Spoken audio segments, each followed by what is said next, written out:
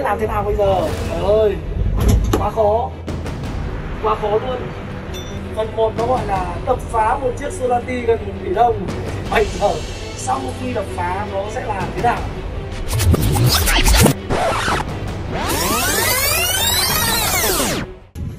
Đây nhá, của mình đang tính ở đây này, có 3,5 mét thôi, tính từ mét này cho đến mét đây. Duy chưa ghi kích thước bể luôn, đúng rồi, nhưng mà bây giờ cái quan trọng nhất là em thấy rằng là từ đây đến đây ấy, khi tháo ốp này ra này, tháo ốp phần đuôi này, tháo ốp chỗ kia này.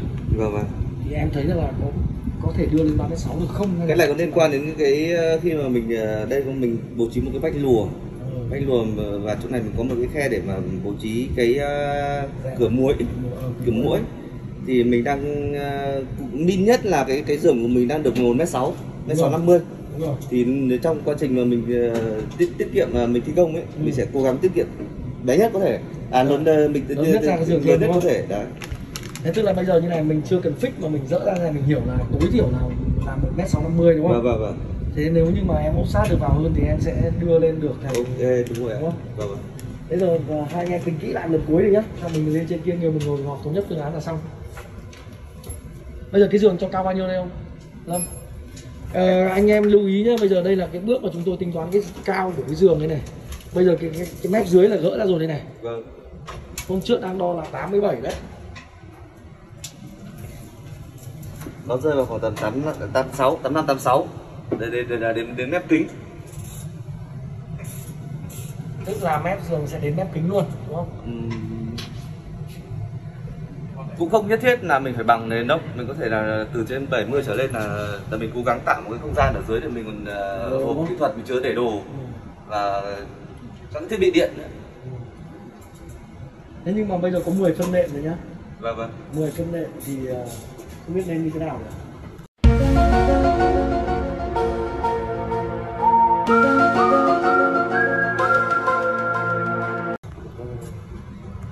Ý kiến của chuyên gia Sơn thế nào Sơn ơi? Chỗ này bây giờ đang tính là đệm mà em muốn đệm phẳng ở đây luôn, nhìn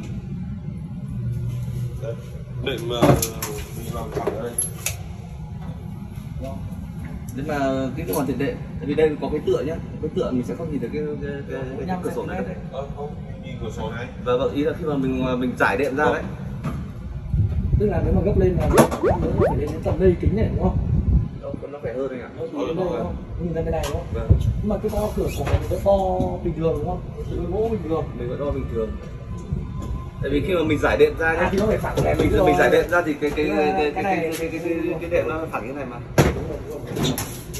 Khi giải đệm ra thì cái cửa sổ nó có vẻ đẹp. Nên là các bạn lưu ý là ý đồ của anh Lâm và chúng tôi là cái giường này tôi đảm bảo là sẽ thông minh hơn tất cả các loại giường. Thôi dỡ luôn đi, hai anh em dỡ luôn cái thanh này xuống đi cho đỡ rơi vào đầu rồi.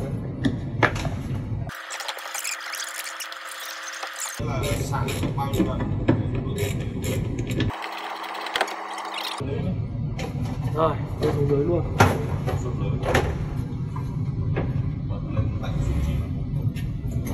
Đây nhá, tôi và Lâm sang một cái phần mới cho các bạn là lúc trước ấy thì các bạn thấy là rồi ca giới thiệu cho các bạn ở đây nó có cái dây thanh lý dài thế này này. Thế bây giờ khi tháo dỡ ra hết rồi đúng không?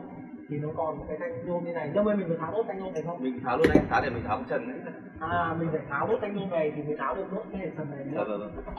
Giờ mình kiểm tra cái đường điều hòa này, mình tận dụng những đường nào và những đường nào mà mình, tại vì đây mình bố trí cái công năng là mình bố trí cái hàng tủ trên.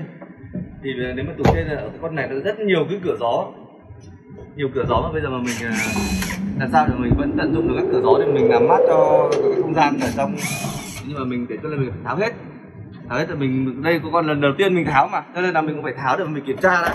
Cái phần này của chúng tôi là muốn giới thiệu cho các bạn là tháo đến chi tiết nào rồi thì chúng ta đã sang đến cái phần là tháo hết cái vách hành lý hai bên, giá để hành lý để kiểm tra, và nó có cái thanh nhôm như thế này, thanh nhôm phải chạy suốt trong chiều dài.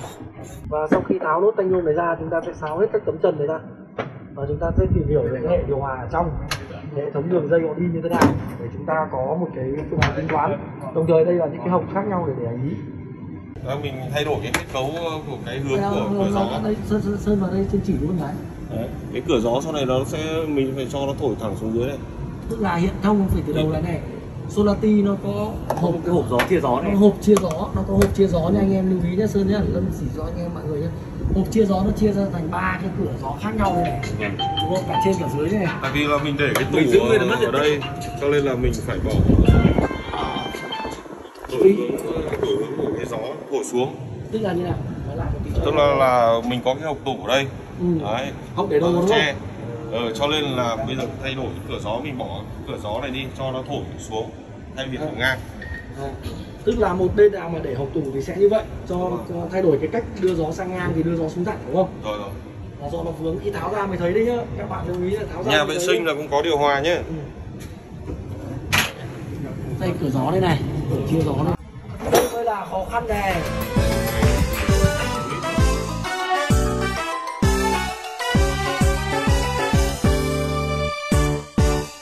Không biết làm thế nào bây giờ, trời ơi, quá khó luôn, không nghĩ ra nó lại như thế này. Đang cố gắng tìm hiểu làm sao để sử dụng được cái nước này vào cái chỗ khu vực nước. Đâu. Rất nhiều nước. Đấy, hàng ngày chạy xuyên Việt thì mỗi ngày chắc là vài chục lít nước. Đấy. Nước này do điều hòa đúng không? Rồi nước này tinh khiết đấy. Sạch không? nước này thì rửa chân rửa tay được. Nước này thì cực kỳ sạch thôi, rồi nó sẽ lẫn bụi vì nó là nước của điều hòa thôi. Còn nước đây là nước này là nước ngưng tụ rất là sạch. Xin đi lại một lượt nhá, Phê Phượt sẽ review lại cho tất cả các bạn này. Thế nào là sau khi tháo dỡ hết một chiếc Solati, phần 1 nó gọi là đập phá một chiếc Solati gần 1 tỷ đồng, thì bây giờ sau khi đập phá nó sẽ là thế nào? Thì bây giờ chúng ta sẽ đi vào chi tiết của phần bên trong. Đây là 2 lốc, máy vào gần đây có một chút nữa. Đây là 2 cái lốc điều hòa, đấy nó đang chạy xào xào đây, các bạn nghe thấy không? Đấy, đây là một lốc. Phía bên tay này của chúng ta nữa là một lốc. Đây là hệ thống giảm lạnh và nóng của nó đây. Đây nóng này, sờ tay vào đây thấy nóng, ui nóng quá. Đây là giảm lạnh. Hệ thống đây đi thoát nước ở dưới. Rồi máy lùi ra bên ngoài một chút để chúng tôi sẽ hướng dẫn cho mọi người. Nó thông cảm là hơi rung rinh một tí nhá, để quay cho hiện trường hẹp. Đây là cái luồng hơi lạnh này. Máy lùi lại gần để cho mọi người cùng biết này. Đây, mọi người nhận thấy không? Đây là cái ngăn chia lạnh ra đây này, nó đang phà ra đây đây. Đây nhá, đây là ngăn chia lạnh nhá. Cửa gió đấy, 1 này, đây giữa này, đây có 1 này, 2 này, 3 này, 4 này, và đây là phần sau phần dỡ ra đấy, 2 bên. Rồi máy lùi hẳn lại đằng sau để cho chúng ta về khuôn hình 0.5 đây, máy lại cho mọi người xem tổng thể luôn chút. Đấy chúng ta thấy không, các bạn chúng ta thấy là rất rõ là đây là hệ thống lạnh sau khi bóc trần hết các lớp ốp ra rồi. Và bây giờ tôi sẽ tiếp tục trực tiếp review cho các bạn. Đây là cái quạt gió này đang chạy vù này. Đây là hệ thống nồi dây điện đỏ đỏ này nhá, không phải là dây điện của xe đâu. Chúng tôi lắp dây đang chuẩn bị thi công nhé. Đây là những trần đây, máy cho sát một chút để chúng tôi hướng dẫn mọi người. Đây xe Solati đã được cách âm và cách nhiệt đây rồi, sẵn đây rồi. Đây của theo xe nguyên bản, chúng ta không phải làm gì cả, không phải làm gì hết. Tháo ra mới biết được là nó. Tôi thấy là rất nhiều xe là các bạn phải dán cái cách nhiệt, tấm cách nhiệt thì mình không cần. Đây là những cái thủy tinh này, sợi thủy tinh này các bạn thấy không ạ? Đây là khác nhé, không phải cách nhiệt bình thường bằng cao su mà chúng tôi dùng sợi thủy tinh. Cái này cách nhiệt tốt hơn nữa và theo quan điểm của chúng tôi là nó rất tốt và đặc biệt nó chống cháy được. Và chúng tôi đang đưa hết vào các khe này rồi. Đây, mọi người nhìn thấy không? Đây sợi thủy tinh như này. Đấy, đó, nó khác đấy. Rồi. Thế và đây là cái phần tháo hết ra nó thành như thế này, phần rỗng hoàn toàn. Sau này chúng ta đưa lớp cách nhiệt này vào xong, cách nhiệt này sau này chúng ta sẽ phải làm lại. Cái sợi thủy tinh này nó ngứa lắm đấy nhá, phải cẩn thận đấy. Ôm vội ra ngoài. Đây là chúng tôi đã bắt đầu lắp cái đường nước rồi. Đây hệ thống nước để mà dùng ngay từ bên ngoài các bạn có thể tắm được rồi, và ngay bên trong nó thì cấp nước dùng cho đầu dưới rồi đấy. Nó quá. Đây là cái bình nước này, cái hệ thống chứa nước này. Đây chúng tôi tiện thể chúng tôi đưa rước nước qua để mọi người biết thôi. Máy lớn như vậy. Cái này nó khoảng 200 lít nước.